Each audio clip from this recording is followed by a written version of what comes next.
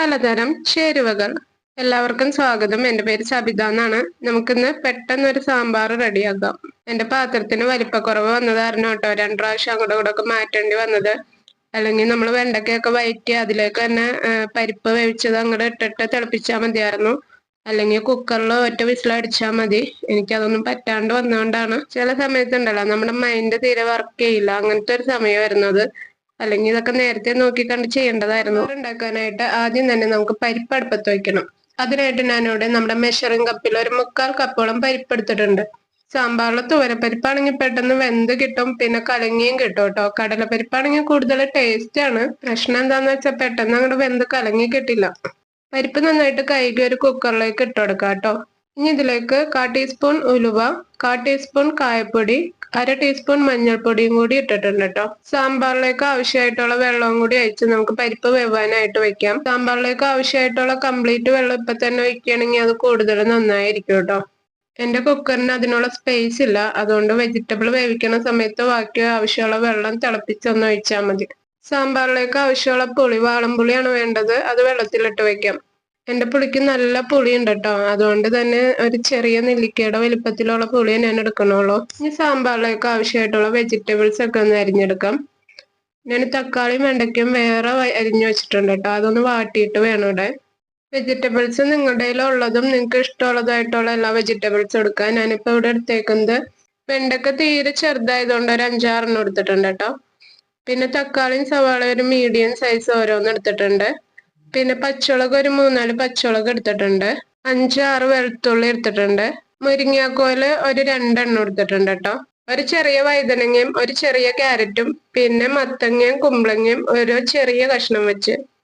ഇത്രയും സാധനങ്ങളാണ് ഞാൻ ആകെ എടുത്തേക്കുന്നത്. അപ്പൊ നിങ്ങൾ നിങ്ങളുടെ സാധനങ്ങൾ എടുക്കുക. ഇതിപ്പോ ഞാനൊന്ന് നോക്കിയിട്ട് എടുത്തതല്ല, അന്ന് ഇവിടെ ഫ്രിഡ്ജിൽ ഇരുന്നേർന്ന കഷ്ണങ്ങളൊക്കെ ഞാൻ അങ്ങ് എടുത്തൊന്നുള്ളൂ. മുരിങ്ങക്കോല് ഞാൻ അരിഞ്ഞിട്ടായിരുന്നു കഴുകിയത്, അതുകൊണ്ട് അത് അരിയാനില്ല. പിന്നെ പച്ചമുളക് ഞാൻ അവിടെ എടുത്ത് വെച്ചിട്ടുണ്ട്.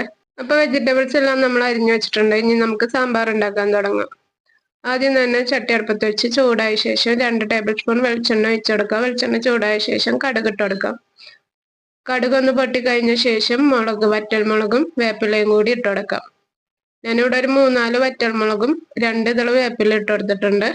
വേപ്പിലയും വറ്റൽമുളകും ഒന്ന് വഴറ്റിയ ശേഷം തക്കാളിയും വെണ്ടയ്ക്കയും നമ്മൾ ആദ്യം തന്നെ അരിഞ്ഞു വെച്ചുള്ളൂ, അത് അങ്ങ് ഇട്ട് കൊടുക്കാം. വെണ്ടയ്ക്ക നമ്മൾ നേരിട്ട് വെജിറ്റബിൾസിന്റെ ഒപ്പോട്ട് വേവിച്ച് കഴിഞ്ഞിട്ടുണ്ടെങ്കിൽ ചിലപ്പോൾ അത് കലങ്ങി പോകും. പിന്നെ വെണ്ടയ്ക്കൊക്കെ ഒരു പശ പോലെ ഉണ്ടല്ലോ, അത് കാരണം നമുക്ക് കഴിക്കാൻ ഒരു ബുദ്ധിമുട്ടായിരിക്കും. ഇങ്ങനെ ചെയ്യുമ്പോൾ ആ പശ ഉണ്ടാവില്ല.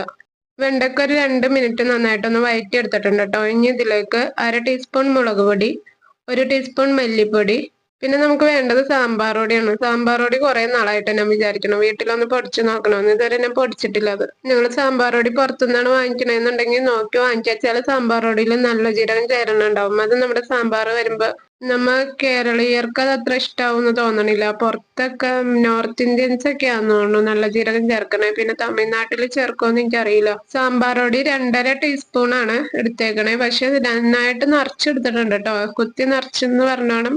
ഇനി ഇതിലേക്ക് നമുക്ക് വാളംപുളി വെള്ളത്തിലിട്ട് വെച്ചായിരുന്നല്ലോ, അത് പിഴിഞ്ഞൊഴിക്കണം. വെള്ളത്തിലിട്ട് വെച്ചുകൊണ്ട് ഉടഞ്ഞിരിക്കണ്ടാവും, അത് കൈ വെച്ച് തന്നെ നന്നായിട്ടൊന്ന് ഉടച്ചെടുത്തോണ്ട് ഒന്ന് പിഴിഞ്ഞൊഴിച്ചാൽ മതി. വാളംപുളി പിഴിഞ്ഞൊഴിച്ചൊന്ന് നന്നായിട്ട് തിളച്ച ശേഷം ബാക്കിയുള്ള എല്ലാ വെജിറ്റബിൾസും കൂടി അങ്ങ് ഇട്ട് കൊടുക്കാം കേട്ടോ. ഞാൻ നേരത്തെ പറഞ്ഞിട്ടുള്ള എല്ലാ വെജിറ്റബിൾസും ഞാനിപ്പോ ഇതിലേക്ക് ഇട്ട് കൊടുക്കുന്നുണ്ട് കേട്ടോ. ഉരുളക്കിഴങ്ങിന്റെ കാര്യം നേരത്തെ പറയാൻ വിട്ടുപോയതാട്ടോ. ഒരു ഉരുളക്കിഴങ്ങും കൂടി ഞാൻ അരിഞ്ഞിട്ട് കൊടുത്തിട്ടുണ്ട്. വെജിറ്റബിൾസ് മസാല എല്ലാം കൂടി നന്നായിട്ടൊന്ന് മിക്സ് ചെയ്ത ശേഷം നമ്മൾ പരിപ്പ് വേവിച്ചിട്ടിട്ടില്ലേ കുക്കറില്, അതിലേക്ക് അങ്ങ് ഇട്ടെടുത്ത് ഒരു വിസിലടുപ്പിച്ചാൽ നമ്മുടെ വെജിറ്റബിൾ വേവും. അതിനുശേഷം ഒന്ന് തിളപ്പിച്ചാൽ മതി. അപ്പൊ നമ്മുടെ കറി റെഡിയാവും. എന്റെ കുക്കറിൽ ഇപ്പൊ അതിനുള്ള സ്പേസ് ഇല്ല, അതുകൊണ്ട് ഞാൻ മറ്റൊരു വ്യാപ്തിയുള്ളൊരു പാത്രത്തിലേക്ക് മാറ്റിയിട്ട് തിളപ്പിക്കുകയാണ്. ഇതിലിപ്പോ വെള്ളം കുറവുണ്ട്, നമ്മുടെ സാമ്പാറിന് ഇത്ര വെള്ളം മതിയാവൂല. അപ്പൊ ഇച്ചിരി വെള്ളം ചൂടാക്കിയിട്ട് സാമ്പാറിന് ആവശ്യമായിട്ടുള്ള വെള്ളം അങ്ങ് ഒഴിച്ചു കൊടുക്കുക. പിന്നെ ഇതുവരെ നമ്മൾ ഉപ്പിട്ടിട്ടുണ്ടായിരുന്നില്ല, ഉപ്പും കൂടി ഇട്ട് പാകമാക്കി തിളപ്പിക്കാം. ഇപ്പൊ ഞാനൊരു 10 മിനിറ്റോളം തിളപ്പിച്ചിട്ടുണ്ട് കേട്ടോ. നമ്മുടെ വെജിറ്റബിൾസ് ഒക്കെ വെന്തു, കറിയൊക്കെ നല്ല പാകമായി വന്നിട്ടുണ്ട്. കറി റെഡിയായ ശേഷം ഒന്ന് കുറച്ചു നേരം അടച്ചു വെച്ച് ചെറിയ ചൂടൊന്ന് പോയ ശേഷം എടുക്കുമ്പോഴാട്ടോ കൂടുതൽ നല്ലത്. പിന്നെ ഞാനിതൊരു മറ്റൊരു സെർവിംഗ് ബൗളിലേക്ക് മാറ്റണുണ്ട്. എല്ലാവരും ട്രൈ ചെയ്ത് നോക്കുക. ട്രൈ ചെയ്ത ശേഷം ഫീഡ്ബാക്ക് അറിയിക്കണേ. വീഡിയോ ലൈക്ക് ചെയ്യാൻ മറക്കണ്ട കേട്ടോ. പിന്നെ സബ്സ്ക്രൈബ് ചെയ്ത് നോട്ടിഫിക്കേഷൻ ഓൺ ആക്കി ഇടാം. നമ്മൾ ഡെയിലി വീഡിയോസ് ഇടുന്നുണ്ട്. നമ്മൾ ഉച്ചക്ക് ഒരു 12:15 വീഡിയോ ഇട്ടുകൊണ്ടിരുന്നത്, ഇപ്പൊ 11:15 കേട്ടോ.